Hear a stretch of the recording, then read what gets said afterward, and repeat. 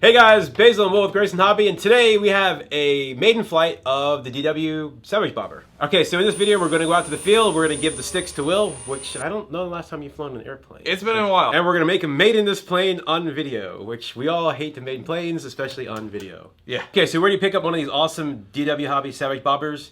The link is below. You get one right here at Grayson Hobby, ships from Atlanta.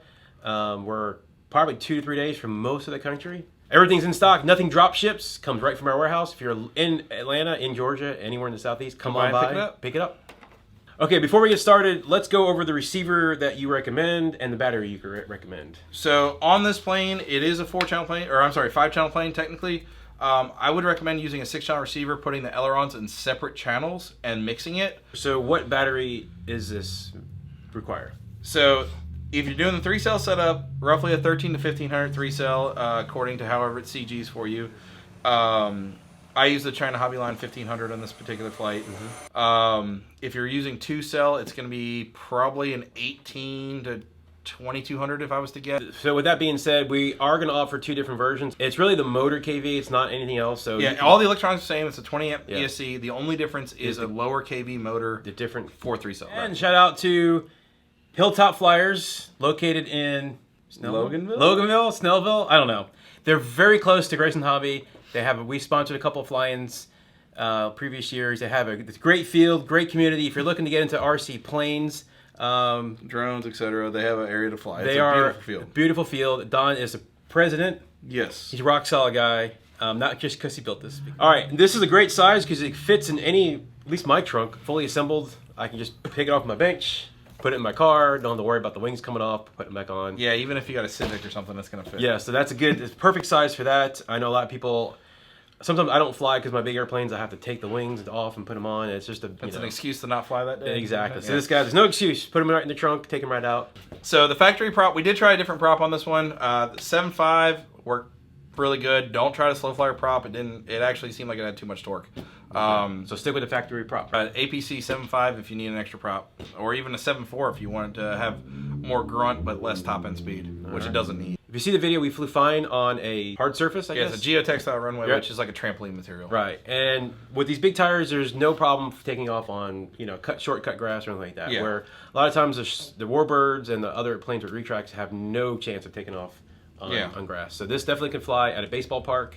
And actually, I think it would be ideal at a baseball park because it's such a small airplane. It flies so slow that you can have a lot of fun. It takes off quick, too. I mean, it doesn't take a lot of room to get off the ground. So literally, worst case scenario, if you weren't trusting the grass that you're on, you could take it off from the parking lot at a soccer field and bring it back Just around. watch out. Yeah. Just watch out for those light bulbs. The signs of the... Yeah, maiden flight. Went pretty good. We flew and no crashes. Yeah, it was out of trim when I first took off, so you got to really pay attention to the flaps and the ailerons being in line with the wing. I guess when I set up, originally I set up on a Spectrum, and then I was like, oh no, I got a RadioMaster receiver, let me change it over. And when I did, I just didn't think to recenter everything. And so when I went to take off, I had a little bit of left aileron rolling into it. So I had to correct that. My trim steps were set because I'm used to flying drones. I had it on really fine, and I didn't have a lot of trim, so it took me a second to mash the trim over and get it over there. So we got in the air, got it fine. So even with all that, we had a very successful. Yeah, it flew. I mean, it took off. In the video, I think you posted a little teaser video, but I'm just literally taxiing around just to see how it does, see how tight it would taxi around, and how true it would track. I did have the P factor kick in, so it did try to pull a little bit when punching it up.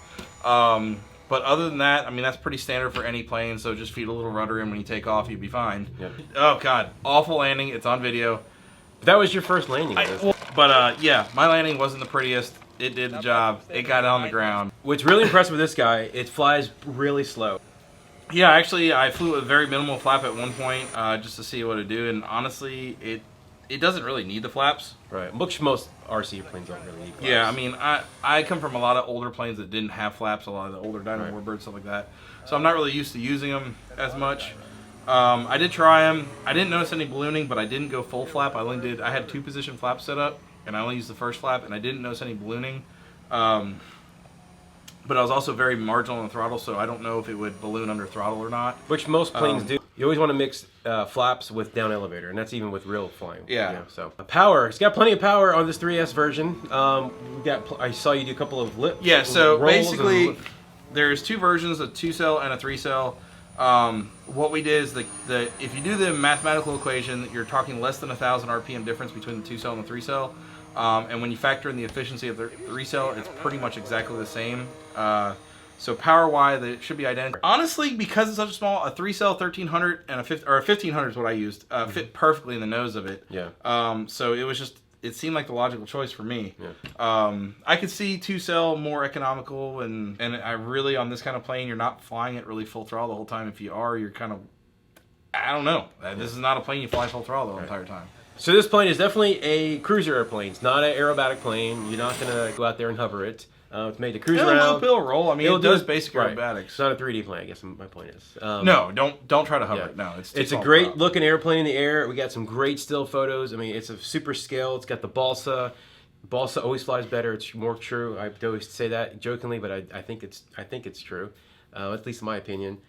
Comes fully covered, flaps, ailerons, and I mean it's everything. I mean, you saw the Maiden Flight; it flew fine on their Maiden Flight. Orange looks good in the air. That's all I gotta say. Yeah. Orange does look good in the air. Orange definitely looks good in the air against the blue background. So.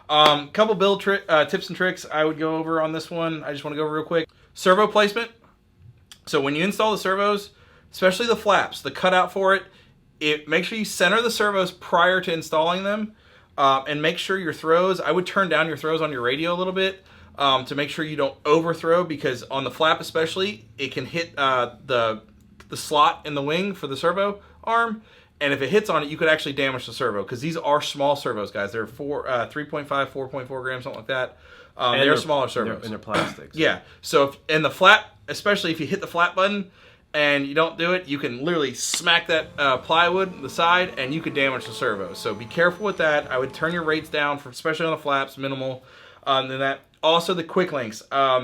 Guys, if you've been doing this a long time, you should know how to use a quick link. But if you're new to this, the quick links, when you bottom them out on the control horn, there's a little lock down on the backside.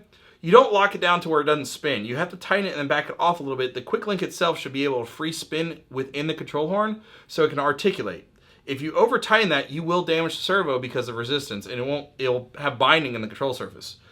So what you do is you just tighten it until it stops, back it out a little bit so the easy link will move around, and then use a little either rubber cement, super glue, something like that. I wouldn't recommend Loctite, because if it's plastic control horns, it can eat the control horn. Yeah. I just use a drop of CA on it, and let it dry, so it's basically a glue thread lock. And just make sure the control links, you don't want friction in the surfaces, because that's the quickest way to damage the servos. I've seen reviews, stuff like that, where people have talked about it. I had a local come in with one. Same thing. He had an issue with the servo not centering and all that. Turned out he had over-tightened quick link, and I've seen this on Dyna planes, DW Hobby, stuff like that. Various planes. Any plane people are building. Yeah. Very common for something that someone's building themselves, over-tightening those. So be careful when you do that. Make sure the quick link can articulate properly. Okay. And that's honestly the biggest thing, that if you don't do that right, you're going to have a failure. And for under $200, you get yourself a Balsa plane, 6 servos, motor, ESC. With covering, everything. All you do is assemble it. So it's a smoking good deal. And it flies well. So yeah. All right, so that's it. If you want to see a video of setting it up with a differential, comment below. We'll probably get one out, while it's cold and rainy here. But aileron differential would probably be a good idea on this plane. I flew it. My brother flew it following that. And we both noted the ailerons felt like the way they were throwing, it seemed like it was kind of pulling it. Almost like not like a stall, like a snap stall, but it felt like it was trying to give adverse effects. So I think on this particular plane, I'd almost try running aileron differential to where the aileron travels up higher than it travels down. And that will, or vice versa. It's one of those things, you set up a mix on a switch and you try one way, try the other way, see what you like better. But I think if by having non-linear throws on the ailerons and only having it offset to one side, either up or down, I think it will help the ailerons roll smoother without giving a yaw effect. Okay. But that's just my personal opinion on that. But you flew it without any mixes and it flew fine. Yeah, I didn't have any mixes whatsoever. I just had a standard basic setup with flaps. Okay. That's it. I hope you like it. Like always, everything is listed below in the description. So that's it. Yep. All right.